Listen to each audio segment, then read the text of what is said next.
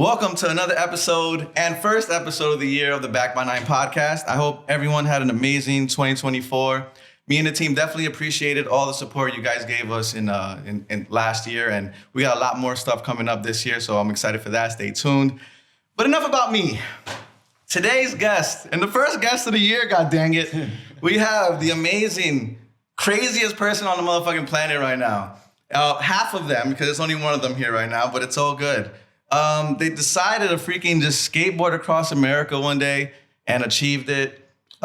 He not only inspired me, but many people across the nation and also the world who was following their journey. So it's pretty fucking dope. I'm excited to spend some time with him.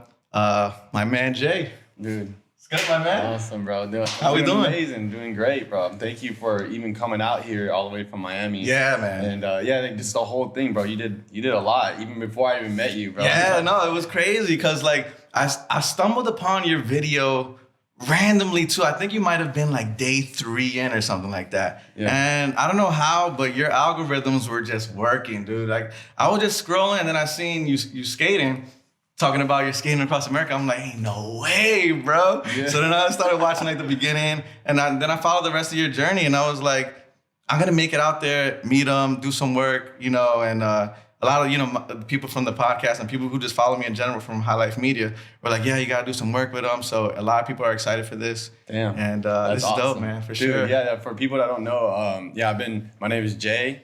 I've been doing YouTube videos for like 10 years, doing skateboard YouTube content in Los Angeles. I grew up out there. And that's all I've just been doing for years. And this whole trip, I did it with my buddy Orio. You know Orio. He's here in spirit. He's here in spirit, man. Yeah, we've been in New York for a while, for 3 weeks now, but we just been running around and how's New York been treating you, bro? Have you got used to either the cars honking at you because of rage or because they like you? Like, it's most likely the rage because I'm just pushing, dude. I love it out here in New York right now. I mean, I was having this conversation with you yesterday about this, loving it out here. And I'm from LA, but like just pushing through like the city and like pushing through cars. I love just doing that. Like I love having like a careless dog because it's just like you just push and like literally I just put my music on and not really care about anything. It's much more like it's different from like pushing out in LA than out here, right? Like car wise. Yeah, because in LA I feel like you need a car for sure. So I'm never pushing in the city. You won't ever see me in the city. You need to drive out there. You kind of need to drive in a way. It depends if you like live in downtown. You probably just move around like that. Right. But I'm going up and down from Long Beach to like Paramount to like Oceanside, like all this type of things. Like so you need a car if you want to travel. It's not really like trains out here.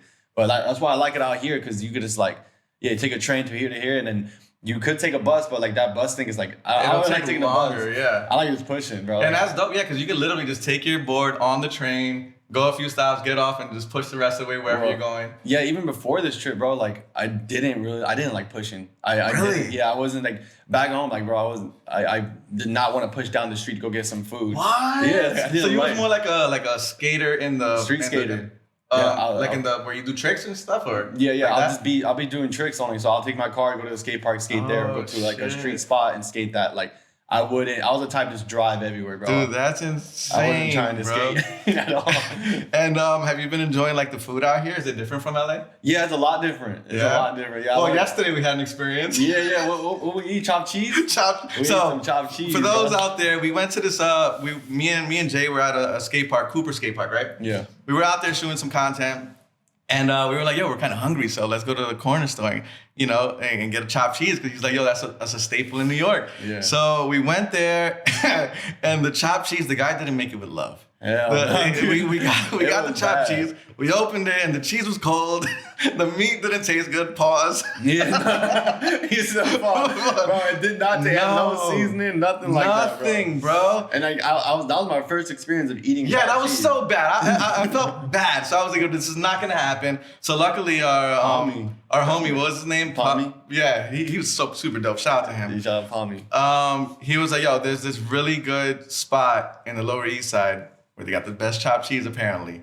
So we drove to the Lower East Side, and it was a good chopped cheese. That was good. That was a good chopped cheese. Good. Yeah, it was like $13 for like the hero, which is fire. And then it was $13 over there too. So I was like, I'd rather come here. Like I rated the other place like a 2.5. Like a 2. I said like a 2.5, and then the place we went after was like an 8.5. Yeah, like, that was big. That was the first time I ever did that, where I just like didn't like something and I went somewhere else and ate it again. Like that's crazy, but it was good. Yeah, honestly, I might go back and get. I'm gonna have to go get my board down there, so I'm gonna go back and get another. Yeah, for sure. And then the pizza was good out here. Oh, pizza's fire. The coffee was nice. Like everything. What about the bagels? Yeah, bagels. Yeah, I had a bagel. Yeah, so we're kind of known for that. It was good too with the cream cheese and the egg and everything. Like that was. Wait. Did you say cream cheese and egg? Yeah. No, they don't put the egg in there. They're not supposed to do that. No. Wait, what? Wait, what? What do you cream call cheese that? and egg? What do you? Wait, no. No, dude. You put cream cheese, egg, tomato, lettuce, and you eat it like that. No. no, that's some LA shit. No, we have bacon, egg, and cheeses. Oh, okay. That's our thing. I never heard of the cream cheese. That's wild. That shit's good, bro. I mean, it doesn't sound bad. Now that I think about it, if I'm really hungry, bro, it's good. Trust. With some coffee or something, like it's good. You prefer coffee or hot cocoa?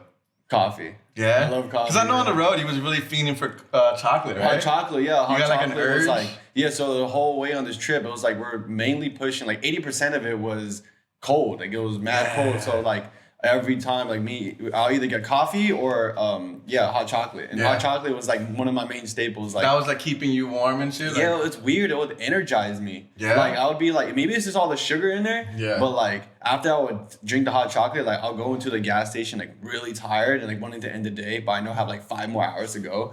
And I'll drink a hot chocolate, and then after I'll be good. Real quick. Oh, it's all here. Yeah, no, just you gotta loosen it from the thing and just raise it. Yeah, no, that's fucking dope. Yeah, so like, that's something that would like be my energy. It's like hella sugar. Like I was consuming. Sugar. I started like on this trip. I was like before this trip, I was like really healthy. Like I wouldn't even eat sugar. I would like watch what I eat, and I make all my food back at home. And then when I was on the road, it's hard to do that. It was different. It's like now you need the sugar. Now you need to consume these certain things. I'll try not to. There's been like a handful of times I eat like fast food, but it was a lot of like Sour Patches in my pocket. I'll just like munch on or something. Do you usually eat like fast food back home or not? Not really. Nah, I eat burritos like Chipotle. I love Chipotle. I see that. You were really into the burritos and isn't that crazy how Chipotle reached out and shit? And they like gave you like the gift cards and whatever to eat and shit? Yeah. And so I made a video. Me and Orio made a video. I was sitting at Chipotle. I was like, bro, I want to do a video right here. I need to do one of my daily vlogs. He's like, okay, I'm gonna film right here. We're at Chipotle. I'm gonna see if they can send us something. He's like, all right. I'm like, film this. I give it to him. I'm like, yo, Chipotle, if you want to reach out to us, give us some free food. And then, they ended up reaching out. They gave us like hella entrees. Like they're like, oh, give me your app. And then when I looked at my app, I was just swiping through free entrees.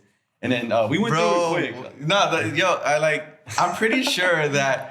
When you guys first did that first push, you didn't expect none of this to happen, like how big it got, right? Yeah, no, I did not expect it at all, bro. Like, I knew it would probably get like a little bit, but like, I didn't even think it would get as much as what it did at all. Especially at all like the real people that came out. Like, it wasn't just views. It was just like those people actually. That's insane. And we're definitely gonna get to that because the people that helped along the way, bless their soul, because that is crazy, bro. Yeah, dude.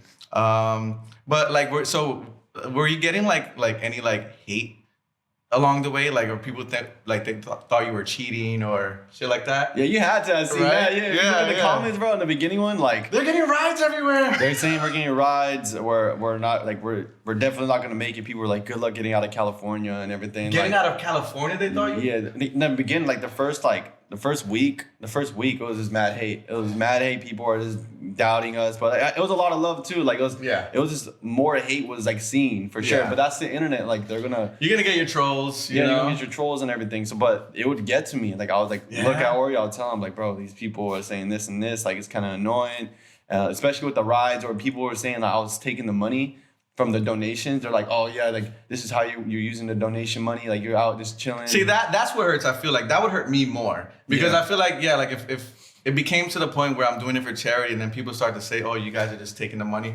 that would bother me more. Like that would get me to the point where I'm like, I don't even know. Like, Yeah, I would be like, y'all don't even want like the money anymore. Like, just stop giving us money. That's how I would feel. Yeah, no, it got to that point where it was like, it was just hella weird. And it put me in a weird situation where I was like, dude, I know where my heart's at. And I had to have people, like, I'll call people and they're like, Jay, you know exactly where your heart is at. Like, you know what you're doing. Like, having these people telling you you're stealing the money is like, you know, they're just trying to fill your head with all this negativity stuff. That's like the devil trying to get to you. You know what I mean? And you kept going though, bro. Yeah, we definitely kept going. And people on the way too, like the donation money we're raising money to help kids get skateboards. And so that's what people thought I was taking it from. But then on the way, as we're pushing, people are giving us money to like for you guys, for us. And we're like, oh shit. Like, and then we ended up with like $1,500 like of this cash. So we're just, we didn't even ask, they just do that. Yeah. And it was crazy. And then, so that's how we're kind of living, but we're also picking at our own pockets. Like there was times I was buying me an Oreo food or we're doing that for like 2 weeks. And then after those 2 weeks, that's when people started. Because it was weird. It's hella weird. I was talking to Orio about it. I was like, damn, like we had to start picking our pockets now. And he didn't have money. Like he ran out of money completely. And then I was going low and low. And then that's when we started talking about it, like bringing it out loud. And then people started like not like talking about it in the videos, but to each other. Yeah. And once we did that, like people just randomly just started. It was just coming. I was like, I felt like that was like God is saying like, oh, here, you didn't worry about this. Here, we're gonna give you this. We're gonna give you every second. And because the finance part, it was would crazy. Kind of like hinder you guys from keep going too. Like, you know what I'm saying? Because like if you guys don't have any more funds to like eat and shit like that, like how the fuck can you keep going? You know? Yeah. So good thing that people did end up coming in the clutch. Yeah. Me and Orio we sat at this Mexican spot and we're just sitting there and he had to like refund someone money because he does like seamstress. He's a seamstress, so he makes clothes. But I guess someone had to take money from him. And he just accepted. He's like, all right, I'm gonna send you the money back. And that was his last. And then we were just sitting there like, hey, like whatever happens, like we're gonna be taken care of. Like I know where we're gonna be, and we're still in California where that happened. Wow! So it was like we could have turned back, you know what I mean? Yeah. But like we knew we already had a mission. We already started pushing. So yeah. It was crazy. And I also saw that people were a little uneasy that you kept calling the cement the floor. Yeah. Oh, that's so funny. You bring that up, bro. Yeah, I'm not the best at like saying like describing things. Yeah, I'm not the best at describing things. Exactly how this happened right now. Like I just say things. You know what I mean? I mean I don't get it. It's the floor. It is the floor. Like to me, all right, yo, Dimitri back there. Do you think the street? Can you call it the floor? It's the floor. All right then, yeah. I don't know why people weren't up for it. I can see how people are gonna say the ground, like it's the ground, like I'll call the ceiling the roof sometimes. Yeah, I would do that too. I'll do that. I'm like, I'm looking at the roof right now. Like, it's just something that just comes in my head. I know people in the comments were like, "It's not a floor." I'll start doing it just to do it on just purpose. to bother people. But sometimes it was like that's exactly what I was saying. That's what you would call it. Call it the floor. Bro, that shit was so funny. The comment section it's always a fun time. Yeah, I can't wait to do that again. Yeah, man. Start calling it the floor again. In April. And while I was watching you, because I'm from New York, so I'm not really used to like the lingo in California. And when I heard you say the word grammar, define the word grammar for the people who don't know what it is. Grammar. I mean, I feel like it can mean anything, but like my friend Mitch used to call he has a skate camp and he'd call the kids groms. And they're like kids basically, they're like little kids. Yeah. So we call little kids groms. Like, so it's like a little kid pretty much. So like a little kid, that's how I like put it as. Like, yeah, you're a little kid, you're a little grom. Yeah, I kept hearing you say, yeah, look at the grommers. I'm like, what the fuck is a grom? Look at the little grommers. The little groms. The grom nature. Shout out to all the groms, man. Yeah, shout out to all the little grommers. Yeah, that's the future of the skates. And it's crazy because like sports and just anything like that in general, it's gonna live on forever. So it's like there's always a new generation of kids. So like the fact that you were doing this for charity to give kids skateboards was amazing, bro. Yeah. Because I like it. And then a bunch of kids were like looking up to you guys and like following the journey too. So when I saw it firsthand, when you guys touched down in Times Square, like I saw like the kids and like how happy they were to see you guys. You know what I'm saying? So that's super dope, bro. Yeah. Like, dude, it gave it a purpose for sure. Because before we started, I didn't have like, I feel like people do stuff like this for a reason when they cross country. Mm-hmm. And I was like, man, that's like, maybe I should do it for something. I didn't have like mental health or nothing. You know what I mean? I didn't know what to do. There's so many options. So at first it was just like, we're just going to do it to do it? We're just going to do it to do it. Why not? We want to explore the world. And I was like, I make videos. This would be cool just to document. Right. And then, I just came up with that to raise money to help kids get skateboards. And that's what we started doing. We're like, all right, this is what it's gonna be. And made a Venmo, made a PayPal. It looked sketchy to have this kid make these random accounts, but I did it, and I had the best intentions with it. But people were donating, bro. You know what I'm saying? People were donating. Like I said, I had a presence on YouTube for years already. Okay, so people kind of knew that you were a content creator. Like the skateboarders. It was only skateboarders that were like knew me. Like not every single one of them, but there was a good portion of them. So like me just saying that and then them trusting me, like they had to for sure had to see some background on me for the past couple of years or months. Yeah. So did anybody ever like message you along the way thinking that you're not a real skater or something like that for the people who didn't know who you were? Like, for the people I didn't know, they just like some people told me they just thought I was a random guy who just wanted to push. Like they didn't know I could actually skate. Like you could actually do tricks and all that. Yeah. They just thought I just pushed. So when I got here, I was just like pushing. People were like, "Oh, then you actually skate?" I was like, "Yeah. I've been skating for years since I was like 9." But I don't know. They just thought I was a random dude who just wanted to skate across the country. Yeah, just to do it. Like you're not even a real in the culture of the skating and all that. They thought. I feel that.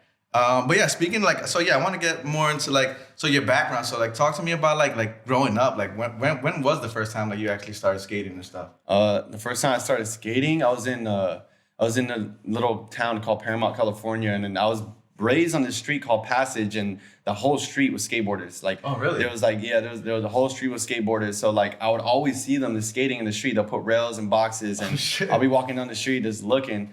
I don't really have the best memory of it, but I just somehow got a board in my hand. I don't know how, but I got a board. I started skating with all my little homies on the street, and then my brother started skating, so that was cool to have him there for a little bit. And then just made friends with everyone there. They're just like trying to push each other to learn tricks, and I wanted to learn. I wasn't really into like, I didn't have like a favorite skater growing up or nothing. I just skated just to skate.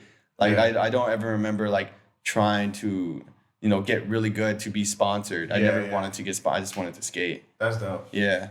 Hell yeah. And then that's how I grew up. And then, I just kept doing it, bro. Like, I mean, I quit when I was like 13 to play video games. So I saw you also do like the Twitch stuff and all that. Yeah, I do. I play like Call of Duty. Yeah. I play like every game. I react on stream. So how old were you when you started doing that? Oh, yeah. So I started when I was 13, played games for like 12 to 15 hours a day. Like, that's crazy. Dude, like I started ditching school for it. Yeah. Like that's all I wanted to do. I was trick shotting on like Black Ops 2, bro. I was trick shotting. With the sniper? Yeah, with the sniper, just trying to get clips. And I was like really into FaZe Clan. Yeah. Because back then they were all strictly Call of Duty and everything. Right. And I just did that for years, trying to get on teams. Wanted to make YouTube videos about that. So that's how I kind of got into YouTube, was just trying to post my clips.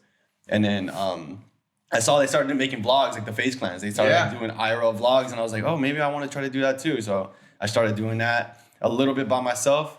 And the same homies I grew up with in my street, I moved away from them. Those same homies, one of them hit me up on Xbox. His name is Jason.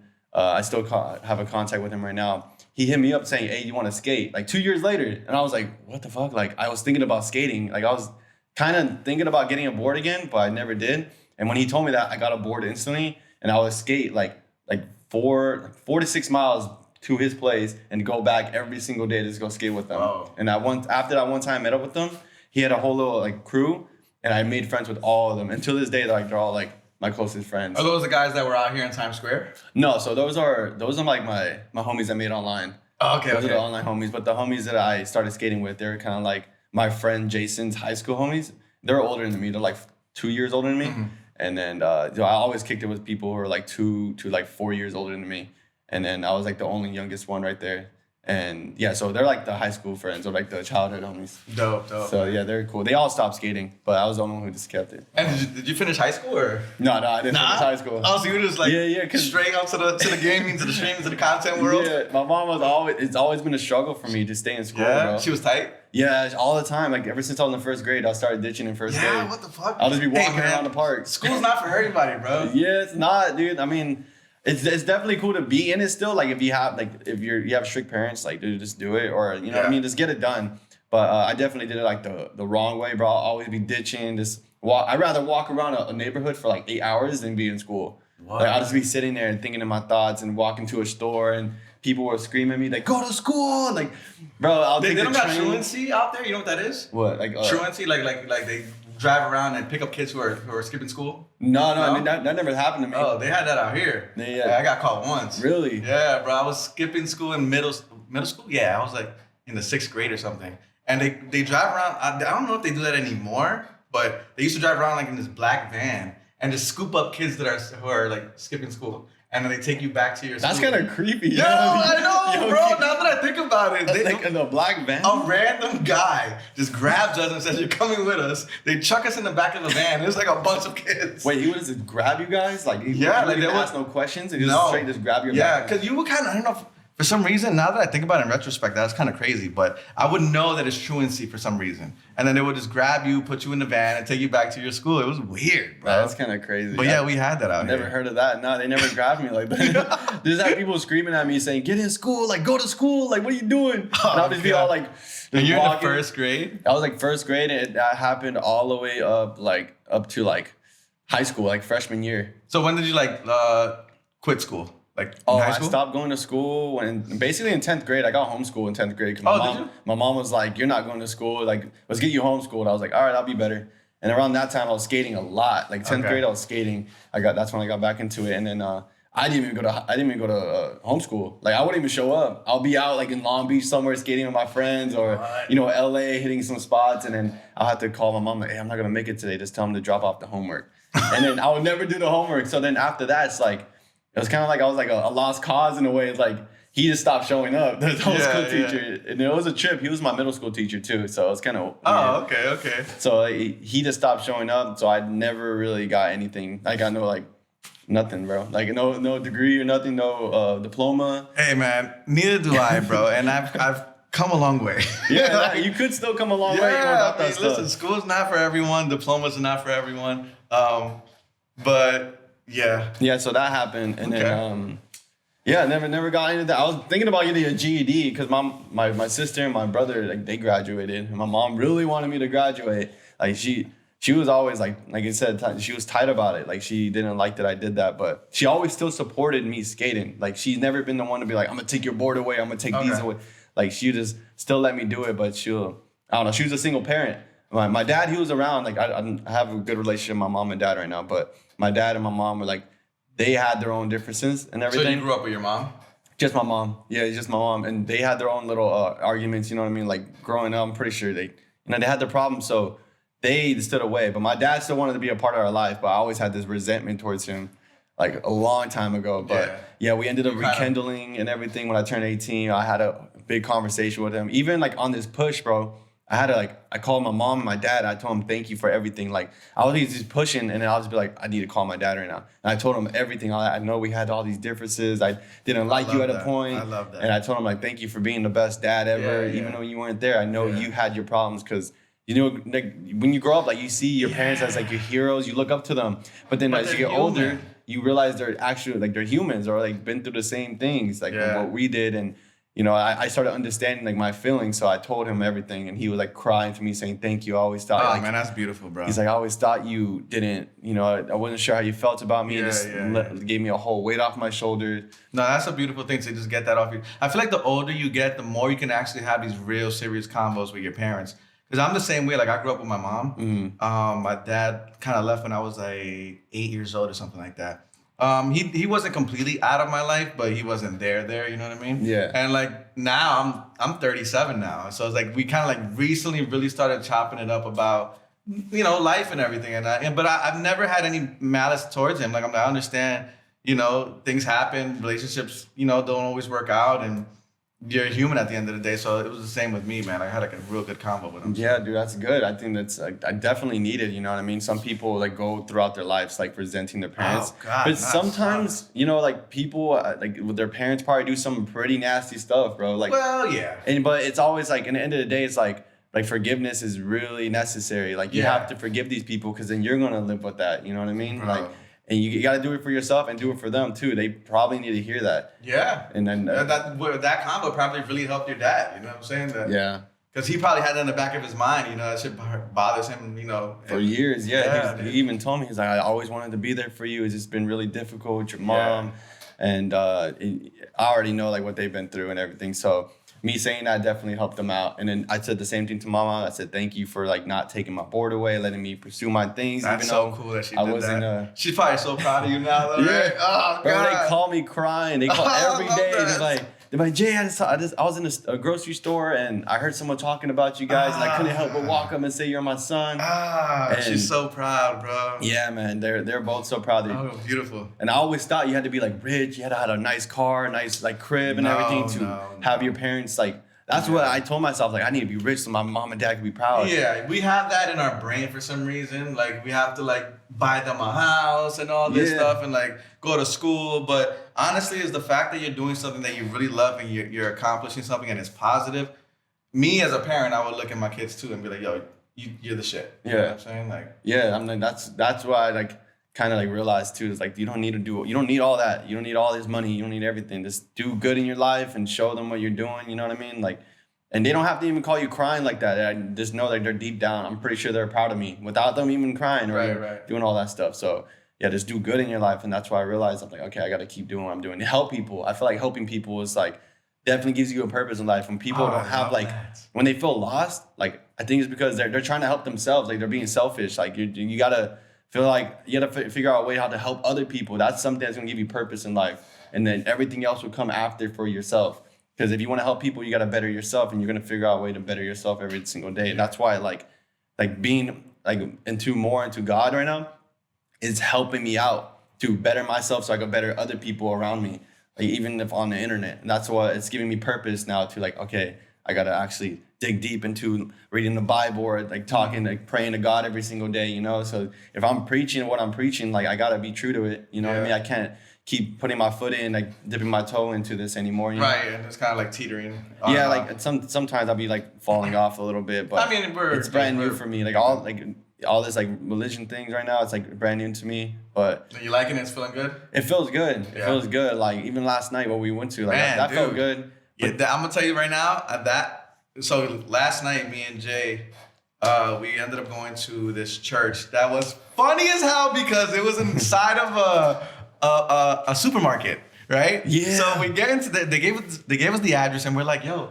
it's at a ShopRite, and they was like, yeah, go to aisle 7 heaven. So aisle 7 to heaven. Yeah. So we had to go into aisle 7. We had to grab a box of cereal and open. No, I'm just kidding. That's what the joke I was saying. I was telling him we had to open this, like turn this jar, turn the jar, and the door opens up. Yeah, no, but it was weird. So we went in there and there was a door on aisle 7 at the end. And we go into this door, we go into the elevator, go to the second floor, and it was a church.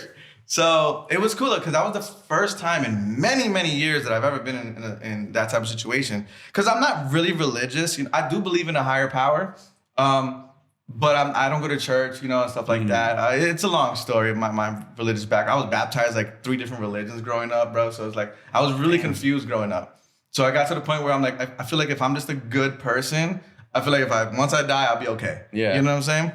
But I do believe in a higher power. But yesterday, like, it was a great experience, man, because, you know, it was a spot where people were just going up on the stage and just saying their testimonies and giving their views on the things they've been through. And a lot of people I felt the energy in there, you know? I think it's good for those things, too, because those people up there that we heard, like, they definitely need to let that out. Like, no matter how many times they have to keep saying it, like, just letting it out and feeling heard and seeing all these people in front of you, that must be like really hard. Like that's probably hard, but they're so passionate about this story and helping people like relate to what they did. And I know a lot of people in there related to what they've been through. That's why I felt it. I'm like, a lot of people were probably definitely relating to the story. So I just felt it. Like everybody was just in tune, you know? So it was dope, man. Yeah, it was awesome. And then every different church, like that's like I think like the 4th church I've been on here. Wow. Like 4th church. So like every different church is it's different. You know what I mean? Like different vibes, different energy. And like what you guys experienced yesterday was sick. It was nice. And there's other ones out there and it's just like, it's like an experience. You get to enter like a house. You know what I mean? Like it's a house, like what's going to be inside here, who's going to be talking and what's going to be said. And when sometimes you leave not feeling anything, maybe you feel something, but it's all like, I don't know, it's been multiple experiences where I left the church. I'm like, oh, I don't really feel it. I know. You know, it's funny because like I kind of feel that way. I don't know, man. Like I said, like I'm not really religious, so it's hard for me to get in that zone. You know what I'm saying? So it's like, damn, am I like cold-hearted or something. Like I know I'm a good person, but I'm like I just don't feel like what they were feeling. I get that same feeling. You know? I was like, how come I don't feel anything? Yeah. Like, dude, even like the past couple of days, like sometimes that's happened. I'm like, how come I'm not really feeling anything right now? Like, is something wrong with me? Am I really not what I'm saying? I was getting to that because I was with my man Dimitri, and I saw him. He was kind of in his vibe too. Like he was in it. Like he had his eyes closed at certain points. But he grew up with like that background of religion and stuff. So I didn't really, I was like always on and off. So it was I don't know. I think it's just hard for me personally. I don't know, man. But I'm not. I won't say that I would never get into that, but. Right now, I just know I believe in a higher power, but I'm just not really in. Yeah, bro. There's no pressure at all. Yeah. I mean, like I said, I talked to a bunch of people that don't believe into whatever. They don't have like a really like a God to look up to. You know what I mean? They do that because they choose not to. That people believe into like spirituality or like the universe or every other thing. But it's like I feel like it matters if you're just like an overall like a good person. Yeah. That's all that matters. Like in the end of the day, and then whatever you choose in your own time, that's up to you. And then that's when it's going to be your time. Yeah. You know what I mean? But I feel like you're doing good right now, bro. Like, hey, man, I tell everybody, man, I try my best to stay positive, and I'm very good to the people who are around me. And good, I don't know, I have really good luck, man. Like literally, like anything that you can tell my fiance, I ask my fiance, like I say I'm gonna do something and this is gonna happen this year, and it happens. Mm-hmm. Like I manifest everything in my life, bro. Like it's crazy. Yeah, bro. Like literally, bro. Well, you have that light. Like you're like a ball of light, bro. Oh so, man, like, you're this ball of light that people just want to be around, man. And you're attracting everything you want, Thank bro. you. And I know it's manifesting. It's like the law of attraction. You ever read that book, The Secret? No. It's like that's the first book I actually read. Like. When I was homeless in my car, I remember I was doing the 75 hard. You ever heard of 75 hard? Whoa, back up. You were homeless in your car? Yeah. What the hell happened? For like I was 19. Me and my mom were living in this little studio. We got kicked out. And then, Guilty. Can you give me another one, please? Thank you so much. You're the greatest. Sorry. You go, oh, shit. Oh, fuck. Corona, it's in the fridge. Thank you so much. I love you, clip bro. This, bro. Shout out to Dimitri. Tighten it right here? Yeah, the other way. Wait, I'm gonna loosen it up real fast. Yeah. Now Dimitri's the man, bro. I actually met off topic, but I met Dimitri. It's up there. Yeah, he's a hip hop artist. One of the greatest lyricists I ever heard in my entire life. He came to one of the tapped in sessions that I was telling you about, and super great dude. And then he's also diving into the whole production film world. So and thank you, bro. You're the man. And let's go. Super, my man Dimitri, God dang it. And he's just a good soul, good person, and he's one of my closest dudes. Yeah, you guys got a good thing going on right here, bro. They came up with all this like equipment and everything. Like they're locked in, bro. And we're locked. I like it, bro. I like to see it, bro. Do I have anything to open this? Oh, you had to go call Abel to bust up his teeth. Yo, Abel. Can you tell him to crack it with his mouth? Pause. Yo. Wait. Another. Another off topic. So Jay, yesterday I found out. I don't know if you want to show the people, but you have in your mouth. Oh, you got the tattoo. Oh yeah, dude. I forgot, dude. This is I did so many dumb decisions, but I'm actually still hyped about it. It's kind of funny. No, it's fucking dope. It's funny. Okay, if I do it, can they see it? Yeah, can they? Dimitri, do you think they can see the tattoo on this camera? This is your camera. Yeah. It's not my lip. They can't see it. I was He's like, it's probably meant to be like that. But there's a penis in my tattoo right here that I got 4 years ago with my boy Brian. And shout out to Brian. Yeah, shout out to Brian. Bro. He got a tattoo as his Lake Club, that's his brand. And I was so dumb. I just want to be funny. I was like, yo, let me get a dick in my lip right here. So I got that. Thank God people can't see it because I forget. I haven't. I don't even. Yeah, when you said it, I thought you were lying. Did that hurt? No. No? Uh-uh. Yeah, I'm thinking about doing not a dick, but I want to get something there now. Yeah, you could get, bro. You get something cool. I don't know, but they just dry. You just hold it like this. They dry it out and they just go over it, and it didn't hurt that bad. That's crazy because thank you so much. For the people who don't know, I also do tattoos. I do everything, dude. But I do tattoos now, and I think I might do that, bro. You should, bro. Yeah. Shout out to Orio. I got his skateboarding little heart guy on my wrist. Dope. And then the homie Carlos that we met yesterday. Yeah, he gave me a tattoo on my neck right here as a cross.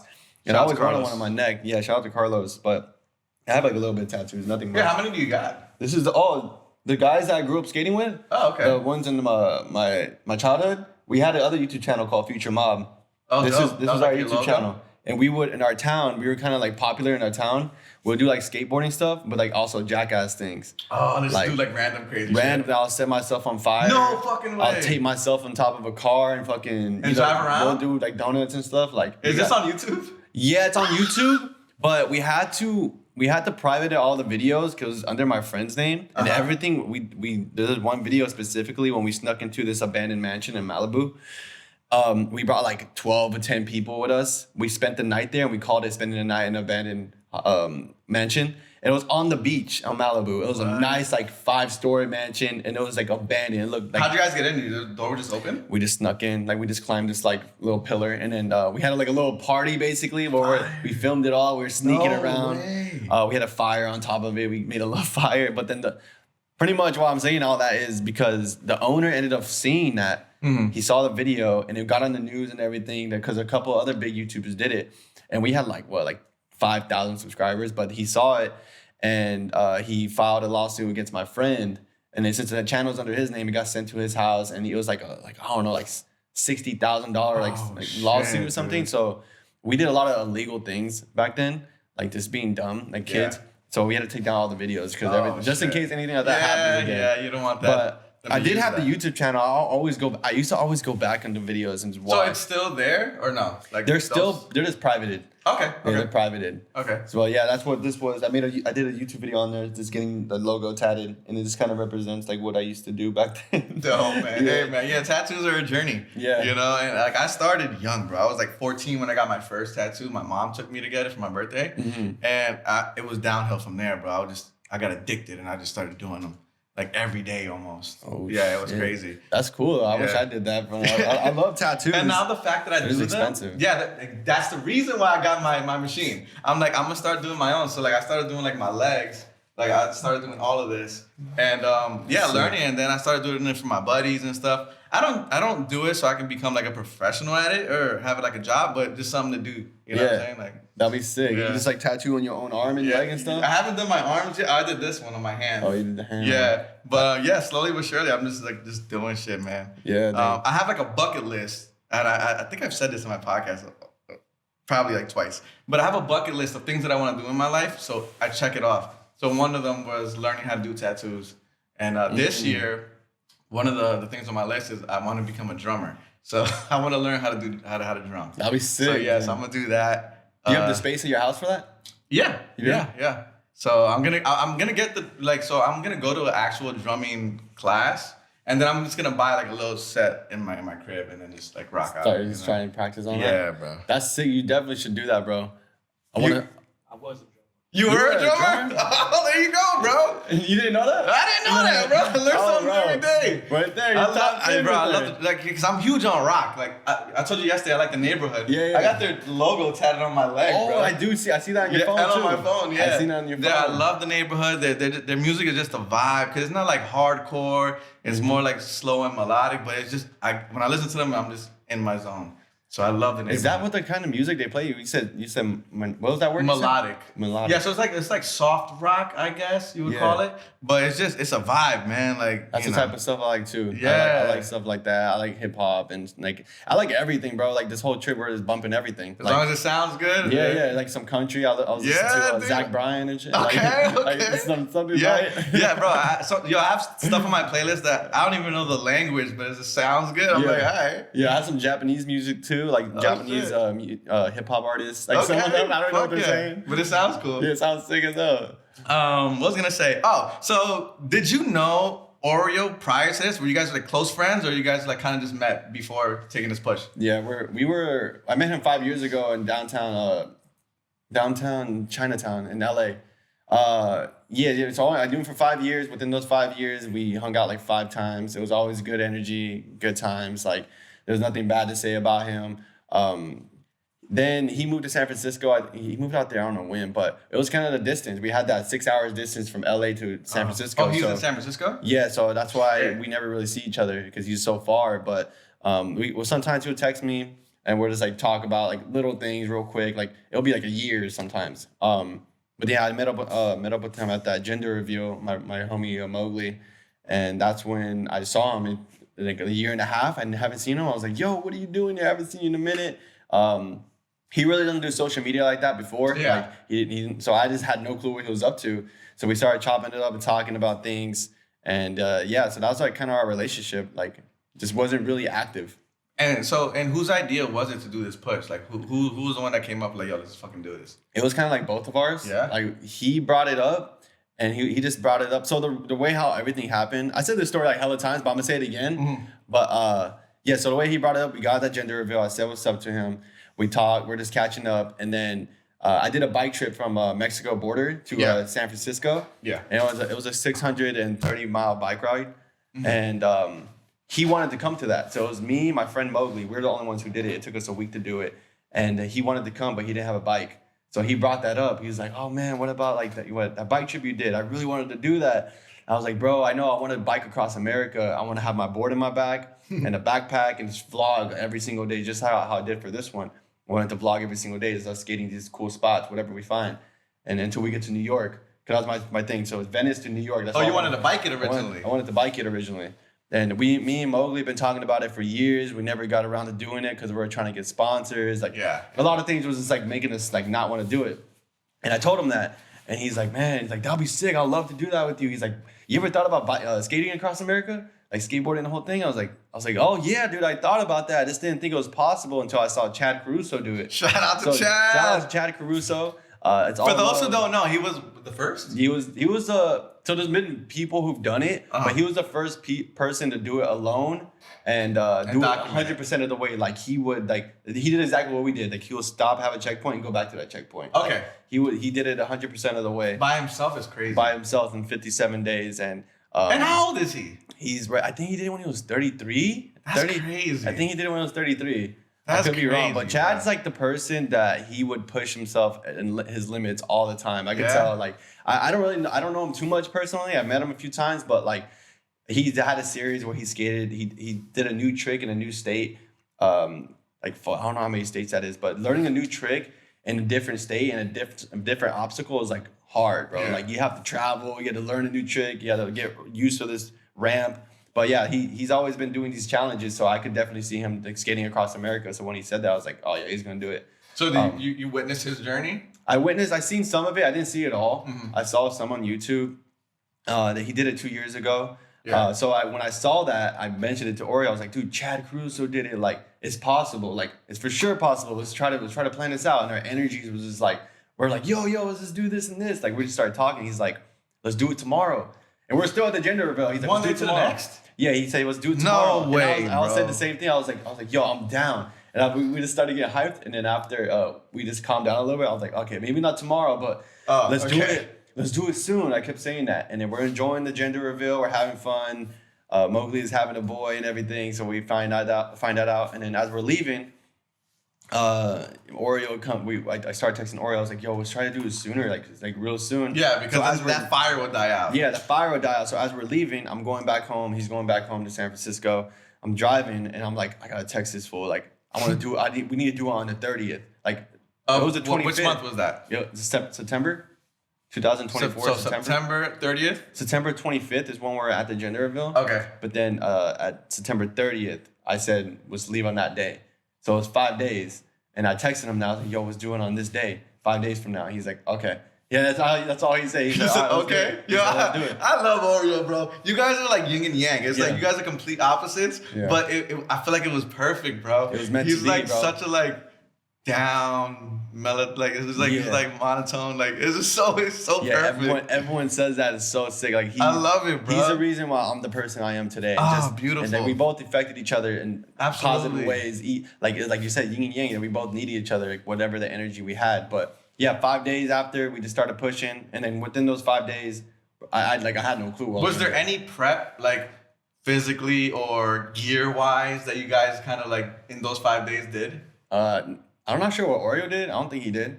I only pushed 10 miles because I was like I did. Oh, you did, like, you practiced that, like see if I could do 10. This 10, I want to see how long 10 would take me. So I went down the riverbed in my house and I just like pushed 10 miles. And then how was that? It was like an hour. It took me an hour, and it was It was cool. It was pretty exhausting, but it wasn't too bad. Like I was like, oh, I could do this. Like 10 miles is easy. Like, you know what I mean? And it was just a riverbed, so I wasn't really accounting like about the roads or like the terrain of like what you were gonna face type shit. Different types. Yeah. So I wasn't really like putting that into thought, but I knew it would take me like an hour, 10 miles an hour. That's how much I was averaging.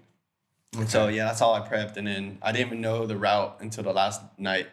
So yeah, were you like on like a map quest or something, or like how did you know where to go? Like what were you following?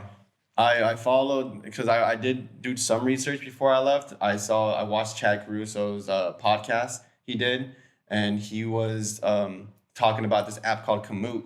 And I was like, what's Komoot? And I was looking it up, and I was trying to see, and it was this app that shows you where you could cycle around. And so I just did that. I got the app, and then I didn't find the route until the last night. I was like, oh shoot. Orio was sleeping over. He's like, we're leaving tomorrow. I was like, oh yeah, dude, I haven't found the route yet. Let's look for it. So one of my computers started looking. I was like, okay, we're gonna take this route then. He's like, all right. And it says X. Do you think it's funny? Like halfway when we're through like America, like I looked at the thing and it says expert. Like I put expert mode on accident. Expert mode? I'm not sure. Wait, there's modes? Yeah, I don't know. I'm not sure if there's modes, but it says expert. What the heck? And then so I put a cycling route like a. So okay, yeah, because you have to. Yo, Abel, I think someone's knocking on the door. Someone was knocking just now, right? Because I had the headphones on. So I think someone was knocking on the door. I'm not sure. Oh, pizza? Oh, okay. Wait, where were we? So, yeah, because there's no setting for skateboards. So there was a setting. No settings at all. So there was a setting for what, bicycles? Yeah, cycling. Like cycling is mountain bikes. There's all different kind of biking routes they had, but I just put cycling. Okay, so that's fucking crazy. So all right, so and then like, what was like the first hurdle you guys had, or like obstacle? Was it when Orio fucked up his foot? I remember. I feel like you said that you were gonna like keep going, and then you were like, nah. No, the first obstacle, bro. I didn't even film it because it was so bad. No. I didn't, because it was the first day. What? And I was like, if people see the first day, like we're struggling, they're gonna dog us out. But don't tell me somebody fell and got hurt. Nah, we fell like 3 times. Well, I fell 3 times the first day. Like I was going mad fast, but I would document that after. I'm like, yo, I just fell. But so we're pushing. We're like 30 miles in, and we're like, dude, this is hard. Like, this is hard. Let's go back. No, there's no sign of going back. But like, Orio, he addressed this already. He had like an addiction to like smoking a lot. Like he was smoking like weed, and some other things too. Okay, but nothing too crazy. But okay. He was smoking a lot of weed. They say every single day he was smoking. Like he wasn't in Skid Row. Yeah, he wasn't in Skid Row. He was still cool. Okay. But like he addressed this in another podcast we did. So he was smoking a lot, and the reason he kind of wanted one of the reasons he wanted to be clean off the smoking. And he's like, this is an excuse for me to stop smoking, to be more in tune of like who I am. And the first day he started having these effects of like withdrawals. Basically. The withdrawals. Yeah, the withdrawals, because he was already two days clean or something.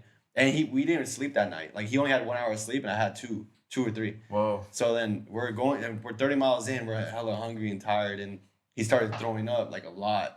Like he was trying to make himself throw up. He's like, bro, I gotta throw up. And he was laying on the floor sleeping. And I'm looking at him. I have a picture. I'm looking at him. I'm like, dude, this is the first day. Like, I was getting worried, but I was like, there was no doubt in my head we weren't gonna make it. But I was like, this is the first day. Oh my God. Like, I wonder what's gonna happen. I feel like he just had to fight that little demon real quick. He fought it, and like he was just like, I just need to sleep for a bit. He's like, I get 15 minutes. So you just let him lay? Yeah, I let him lay down. I was like, yeah, lay down. And he would lay down there. I was like, all right, we gotta go. I was tapping him.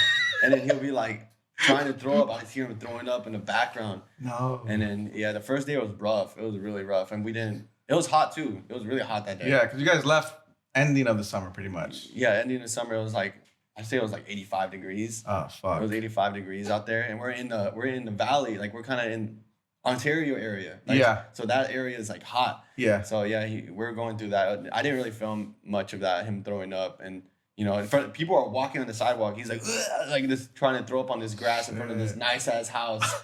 And I'm just sitting there. I'm just like, oh, we're doing good. We're okay. Nothing to see here. I have a picture of him just like right there, like this. Oh. He's like on his knees, just like this. No way. Yeah, it was funny. But like, yeah. But in the public eye, I guess the first obstacle was when he did hurt his foot. That's what we saw. Yeah, that's what you saw. Yeah, the blisters. They were that bad that he couldn't keep going? Yeah, they were bad, dude.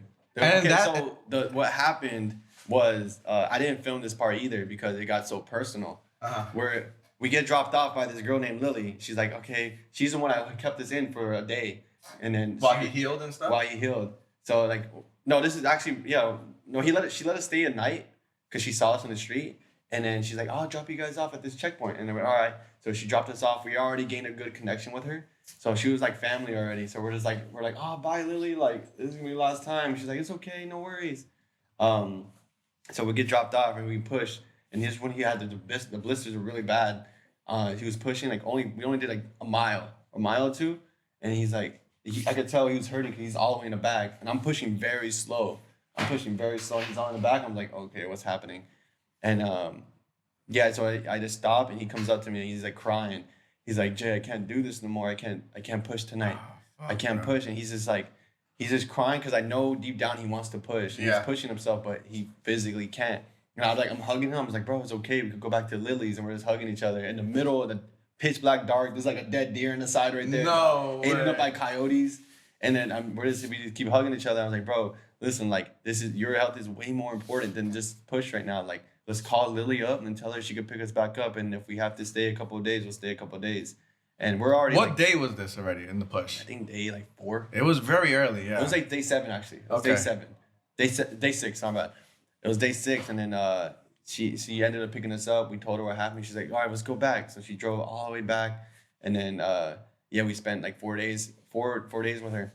And I know within those 4 days, correct me if I'm wrong, but you were gonna keep pushing. I was gonna put and then he was gonna end up meeting you. Yeah, I was gonna have him get driven out there. She was willing. She's like, yeah, I'm willing to take you guys out. Did you push at all or no? No, I didn't push. You couldn't do it. When we got back. He was so disappointed. And I could tell, like, he was quiet the whole time on the drive back. It was like the hardest drive back. Cause we knew it was gonna be a couple of days.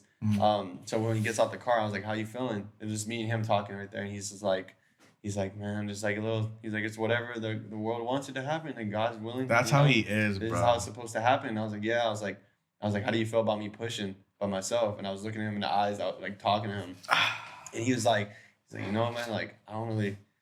He's like, I don't really feel comfortable doing that. I told your mom I wouldn't leave you alone, and you wanted to go alone. It kind of hurts. And I was like, yeah. I told him how I felt. I was like, I have this really high ego. Like, I feel like I have to just bust out these. Like, that's how I am. I feel like I have to do that stuff. You made it. I'm gonna cut you off, but you made it look like nothing fazed you. Like nothing hurt you. Like watching it from like my living room. Me and my fiance were watching the whole thing. So you made it look like nothing was stopping you, bro. Like it was crazy. That's how I guess I am. It's like if I say I'm gonna do something, I want to do it, and like I'm like so like my ego gets in my way, my everything like that gets in my way. So like, I'm pretty sure your body was hurting and you just kept going. Hurting, yeah. And then that's why I was like, I'm willing to push by myself, but I wasn't considering his feelings. Yeah. Like you know what I mean? I wasn't being considerate like that, and I was just being like me. I gotta do this. We gotta do this. Yeah.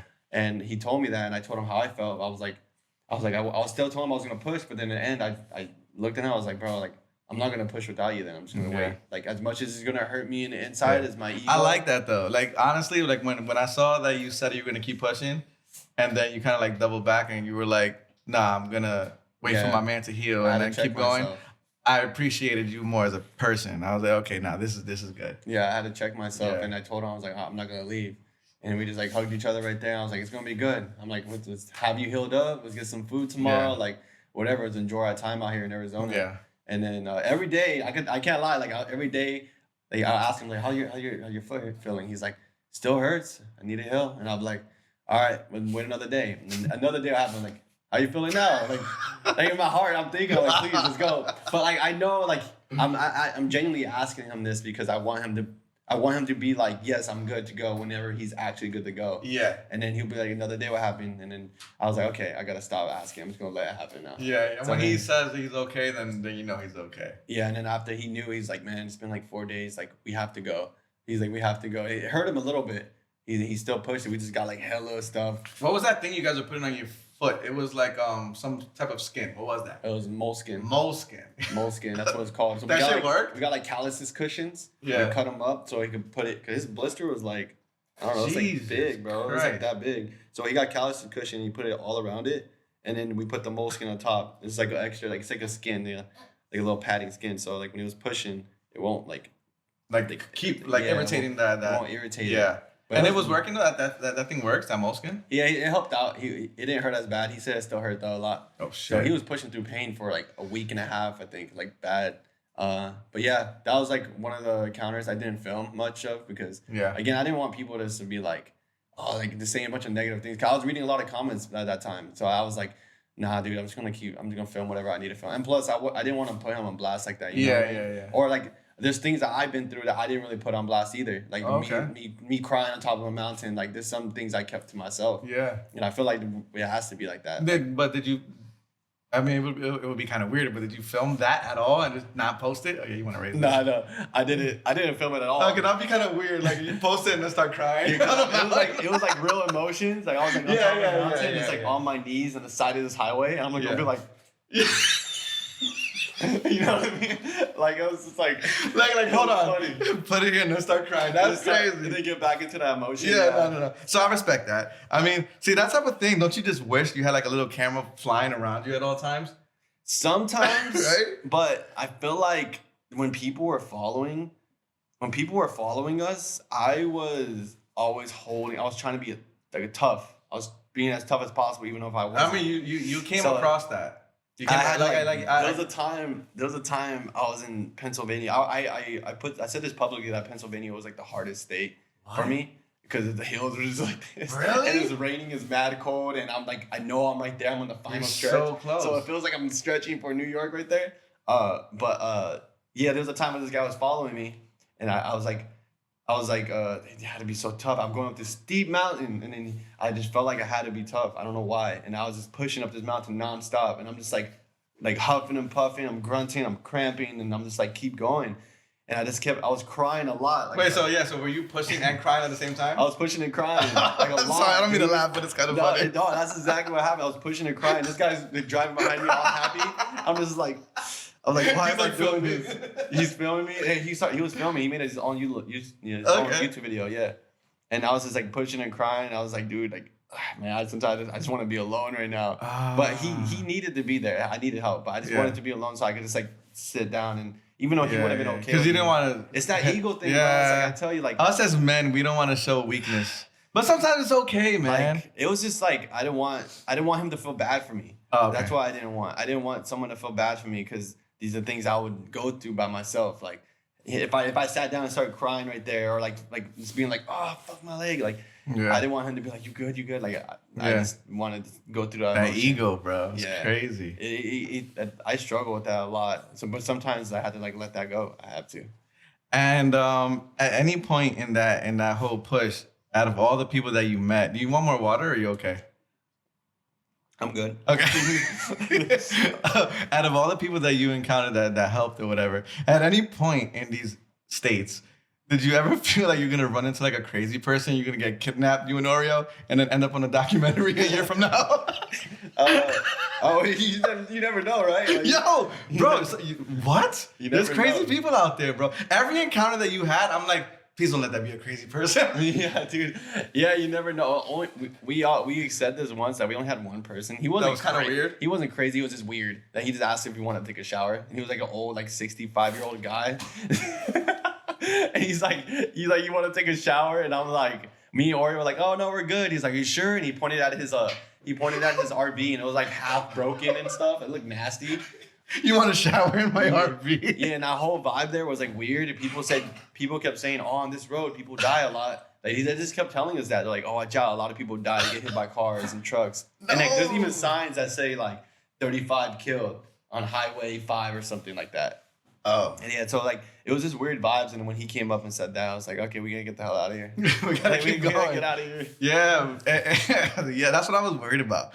And what about like wild animals? Did you guys encounter any like fucking bears or I wish, dude. I wanted to see a bear. There was no, like, even when I know you I guys saw camped out deer. once. I saw a deer. A deer ran in front of me, like literally like 5 feet, like 3 of them. There was like 1, 2, and then a big one, a third one. They were running like fast, like a car. Like dude, they ran like 45 miles an hour. It looked like it would have hurt me if I like got a hit. second more. Yeah, you would have got. Yeah, when the Vans people were with us, they filmed it. They Oh, got I did footage. see that. You see that? They said they sent it to me, but I got double. Well, it was in one of the videos they put together. I saw it real quick. It was like a split second. Yeah, that was real. That was a real deer, and I was like, I looked back, I was like, yo, and they were like filming. He was like filming, and they're all just tripping out. But then I saw a lot of coyotes. We saw coyotes. We saw these like pig-looking animals. They're really vicious, but nothing really happened. And we saw like lizards, snakes.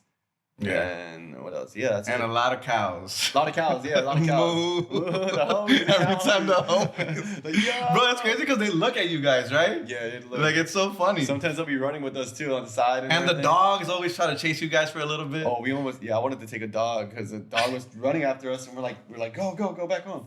And then we'll keep pushing. He'll keep running with us all happy, and we're like, No. I was telling Orio, Imagine having him the whole time. I was like, we should take him. We should take him. Yeah, and yo, I feel like dogs are so like into humans that they would run the entire time with you guys while you skate. Like, Yeah. they wouldn't care. They wouldn't, bro. They wouldn't. We had to run. We had to walk him back because it was a big grass cutter. This guy in Kansas was like cutting grass with this big old like tractor thing, and the dog was walking back like right next to the cutter. Oh, so we had to walk with shit. him and pick him up and take him back to his owner, and we had to tell him like, yo, stay right here. And we had to like go a mile back just to like take him back, Wow. which was not bad, but it was funny. So aside from all like the tough moments, what was for you at least your best moment on that trip? I say like there's this place called the Navajo Nation. The reservation over there in Arizona. They showed like a lot of love out there. Like as soon as we stepped in, people were helping us out. They giving us food and water, and like they even had like 30 people waiting for us at this hospital. Guys were pushing up. Like some guy drove up. He's like, hey, just like 30 to 40 people waiting for you guys up there. I was like, no way. What? And we pushed up and we see them with signs and everything and like a bunch of gifts. And then we're like, dude, what? And then there's like, I'm not sure if you've seen that video, but we pull up and then we're giving them all hugs and saying thank you and everything. And they're so supportive and everything. And New Mexico, they treated us like we're celebrities. Really? That was hectic. Because if we were to stop, because sometimes we would take little breaks. Every time we stopped, there would be like 7 cars pulling in just to say hi and take a picture. Did that start to like kind of like slow you guys down? Yeah, Like all the people that, especially I feel like you guys were getting stopped more in the west side, right? Than in the east? Yeah, the east it wasn't too much. The west it was a lot. Yeah, cause I remember in the first beginning videos, it was a lot. Yeah, it was a lot. Exactly what you said. And then in New Mexico, we sometimes would spend an hour just taking pictures. Whoa. Because it was like people were lining up. People were lining up right there, dude. And it'll be like On the highway? I swear it'll be like, I think the most cars I've seen, like 18 is too much. I think the most I've seen was like 10. 10 cars pulled over with all their families coming out. They're taking pictures. There's like hella people coming out the gas station lining up, and we're taking flicks, and we're just trying to get a little water. Like, and we're like, okay, guys, I'm sorry. At some point, like they would. Obviously, people kept giving you guys things. Like at some point, it was like it was too much, right? You couldn't carry everything. Yeah, we kept like telling mad water, mad food, blankets. People are giving us boards. People are giving us like whatever. And it sucks to say no. I'm sorry, I can't take this, right? Yeah, these people were giving us in the Navajo Nation. They have this thing they're called piñans. They're like little sunflower seeds, but they pick them out on the trees out there, and they're giving us like pounds of it. And we sometimes we'll take it and we couldn't carry it at all. Like we'll eat it. They're little snacks. They're like good protein snacks. Okay. So you crack them and you eat them, but we'll put them in our pockets and do that. But they give us like pounds, and they're expensive. They told us like they're like $35 or $25 a See, pound. that sucks to say sorry, I can't do it. Yeah. Sometimes But that backpack, how heavy was that backpack for the most part? I know it was on and off. Yeah, it was on and off. It was like the beginning. It was like I'm gonna say like 65 pounds. Yo, Like in the beginning, that it was shit 65. takes a toll on your back, bro. Yeah, it definitely did, and then after it turned into like 40 and then 35. What did you have to start dumping? All clothes and food. No way. I think when we're in the Mojave Desert, like me and Orio had like hella like one of those foods you put in. They're like you heat military up? food. Yeah, you heat up. It's like a pouch. Oh, what's it called? REI or something? Yeah. Or MRI or something? No, not Meals MRI. ready to eat. Yeah. Yeah, I know what you're talking about. MRE. It looks weird though. Yeah, so we made those sometimes, but like we had so much, and we're like, we gotta dump this out. So we'll like open the package, and we knew those coyotes out there, so we'll just dump a pile right there, and then we'll throw away the trash, and then we're like, all right, like we just dumped hella food. And Orio's back feels better, and I'm like, dude, I have like I was telling him I had like hella stuff, hella clothes I didn't need, so I had to throw away all these clothes. I'm like, someone would need this. You just left left like a pile of clothes somewhere in the desert, bro. It's still there. It's still there for sure. There's no way someone picked it up. Hopefully someone did, but there's a pile of clothes right there. Oh shit. Yeah, so. But it helped out your back. It helped out in the back for sure. And I know you guys camped out once, right, in a tent? Yeah, we camped out And once. your idea was to camp every time you guys like stopped? Every night, yeah. Thank God you didn't have to do that, bro. Yeah, that would have been cold. Fuck. We had a 1-person tent. And me and Orio were like this. We're like that together. Could bro. you even lay down in that tent? You could lay down, like, but your head's touching like the thing. You're like head poking out of it. Man, and so all these hotels that you guys ended up getting, they were like kind of like blessed, right? Like you guys didn't really have to like fund too much of that on your own. No, so we didn't. I think I bought like 2 of them. Oh wow! I bought 2 of them out of my pocket. How many hotels do you think you guys went to? Oh man, like probably like Just ballpark. 50. Holy shit! And some of the hotels even knew who you were, and they were giving them to you for free, right? Yeah. Or if people paid for it, they will reimburse them, right? So yeah. So this is what it would go down to. If we weren't staying at people's houses, they would host us. People would be like drive by and be like, "Hey, you want to come at our house? Like, we'll pick you up later, like at our checkpoint." And we're like, Okay.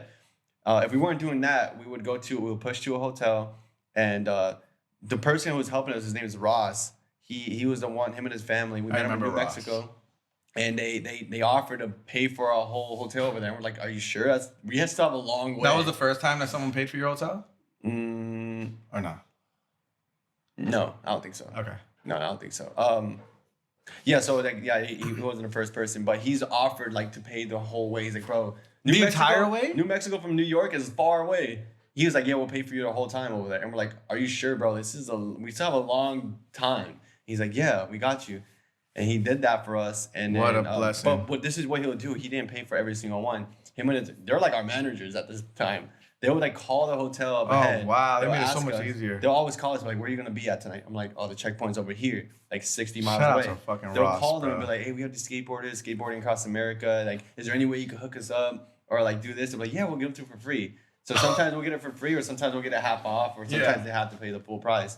But like they weren't like buying like any random like hotel. Like sometimes hotels are expensive, so they'll be like, hey Jay, it's too expensive. Like maybe you could try to find somewhere to stay. I'm like, all right, we'll do our best. Like we're working with them. We weren't. You weren't like, yo, just get me. Yeah, I wasn't like taking something right advantage of being like, yo, get us this. Like, you know what I mean? I was like making sure I'll tell them some days. I'm like, hey, bro, we can find our way tonight. Like, I don't want you guys paying. You know how I know you have a good soul? Because every hotel you guys were, or motel, whatever you guys were going to, it wasn't even the most extravagant looking hotel, and you were always appreciative of it. Yeah. You were like, "This is so sick." I'm like, "Bro, that should look basic as hell." Yeah. It would just be a bed and a little ass box TV. I'm like, "Bro, that is not magnificent," but I respect that you were still appreciative of it. On the last push too, me and Orio, like we're in New Jersey, somewhere in New Jersey. We stayed at this hotel.